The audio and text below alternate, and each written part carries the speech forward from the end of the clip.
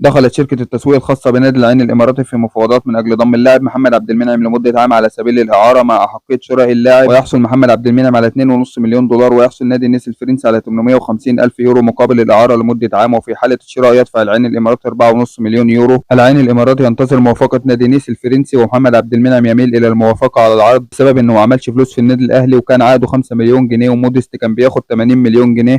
كابتن محمود الخطيب بمجرد علمه بهذا الأمر اتصل بمحمد عبد المنعم وقال له أنت مش طلبت 50 مليون جنيه في الموسم؟ محمد عبد المنعم قال له ايوه يا كابتن، بس الاهلي لم يحسم القرار معايا ولا مع نادي النيس الفرنسي، بس لو في رغبه ان انا ارجع النادي الاهلي انا موافق طبعا يا كابتن ان انا ارجع النادي الاهلي. الكابتن محمود الخطيب قال له احنا موافقين على 50 مليون جنيه في الموسم، ولو عايز الاهلي يرفض اي عرض يجي لك، مش عاوز الاهلي وعاوز الفلوس الاعلى ده حقك ومش هنقدر نمنعك وربنا يسهل لك، بس مش عايزين نضيع وقت. الكابتن محمود الخطيب قال له انت رقم واحد اللي احنا عاملين حسابنا عليهم لدعم خط الدفاع في الانتقالات الصيفيه وقبل اللعب في كاس العالم. قال له احنا جاي لنا فلوس من الفيفا وعندنا الامكانيات الماديه ان احنا نقدر نخلصك من نادي النيس الفرنسي، ونادي نيس الفرنسي عليه فلوس لينا ونقدر ان احنا نخلص معاه الامور. اختتم كابتن محمود الخطيب المكالمه وقال له خد وقتك ورد عليا في خلال 48 ساعه وشوف انت عايز ايه، وبلغ اداره الاهلي وبلغني بقرارك. من وجهه نظري برضه يا جدعان محمد عبد المنعم ما نظلموش، ما عملش فلوس من الكوره وكان بياخد 5 مليون جنيه، فاحتمال يوافق على عرض العين الامارات، وده قراره وما نقدرش نلومه عليه، كل واحد يشوف مستقبله. ما تنساش الاشتراك في القناه وتفعيل الجرس ليصلك كل جديد.